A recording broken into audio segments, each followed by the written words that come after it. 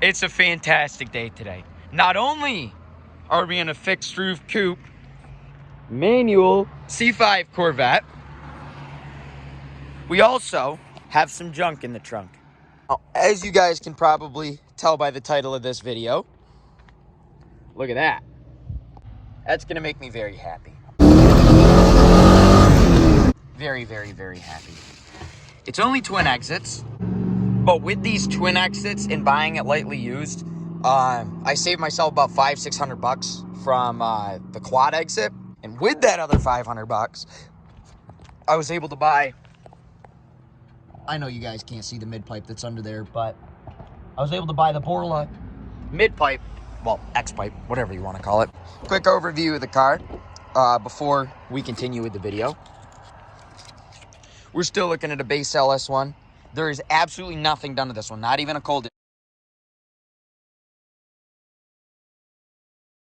I don't remember where we were. So, I'll start off with another segment. It has the stock Chromie Homies on it. I'm getting rid of these potentially for C6 Z wheels. These are 17, 18, 245, 275s. I think I'm going to be looking a little bit more towards 18, 19s, and probably like 245. And we're going to be looking at anywhere from 285 to 305 on the back, because this is getting heads, cam, valve springs, a cold air intake. It's getting an LS6 actual intake piece. It's getting headers. I have the mid-pipe on it now. I did replace the stock one for that. I still got the stock one in the trunk. It's like 29 inches long. It's a 73,000 mile, 99 fixed roof coupe.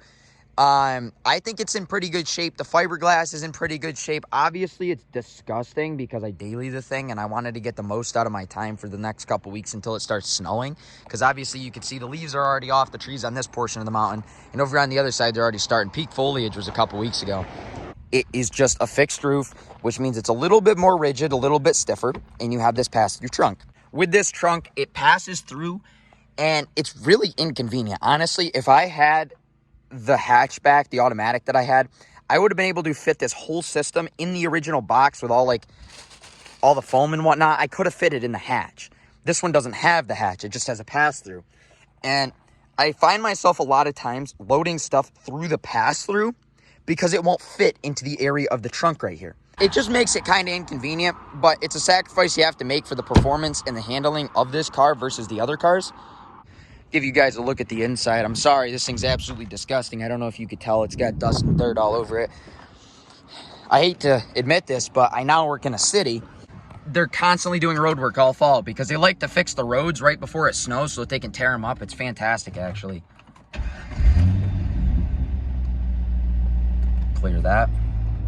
Oh, service tire monitor system. You're never getting new TP in this system.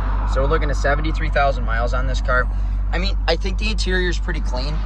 The highlight of this car is obviously as shown. Got the T56 6-speed manual, as well as single zone climate control, which I really prefer over the other ones because the other ones are known for blend doors. It also does not have the heads up display because it's a fixed roof coupe, not a Z06. I'll give you guys a little pull here in first gear because obviously I can't shift out of it with the camera in the other hand.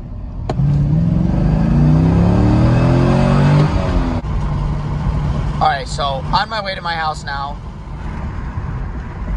We're gonna throw the exhaust on me and we'll see how this thing sounds and take you guys for a quick rev. What we're gonna have to do to get this on is we're going to have to get rid of the sway bar there, unbolt it after it's up on the left, and pull it out of the hanger, unbolt it from the front gasket, and then finagle it around until you have to twist it to the right and kind of drop it out.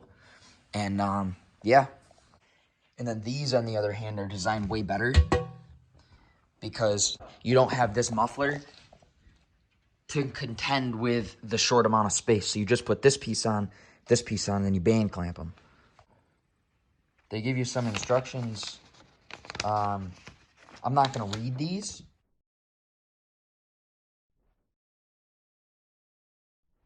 We are adding to the pile of C5 mufflers.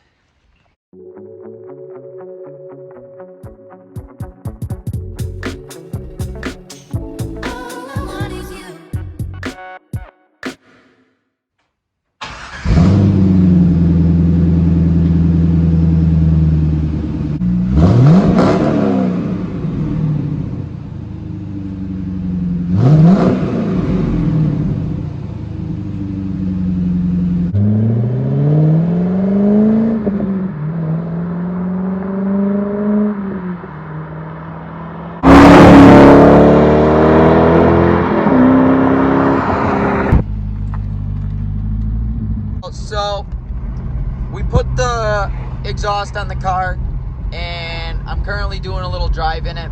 It's really not as obnoxious as I thought it was going to be. I thought it was going to be a little louder. When I do headers, it's definitely going to be louder. I'll give you guys a little downshift here.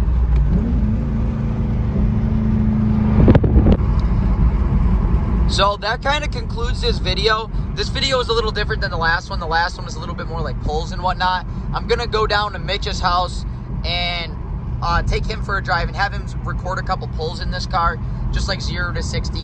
This guy's kind of irritating me. He is currently doing 38 and a 40, and because this is a 40, that actually means we should be doing 50 and round up to about 55.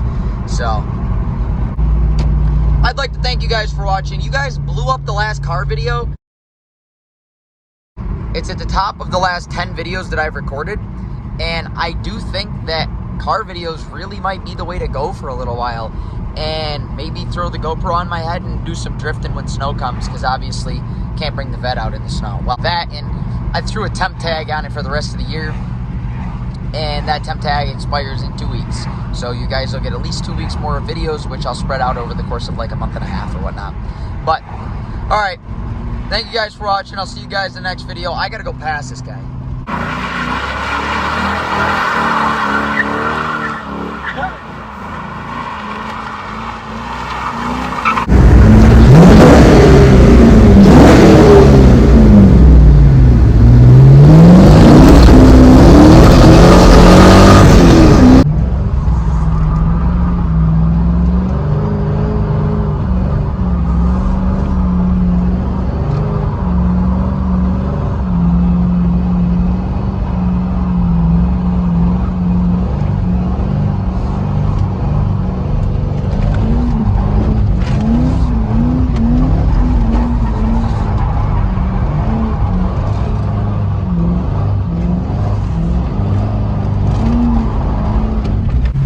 Let's hear it in a tunnel.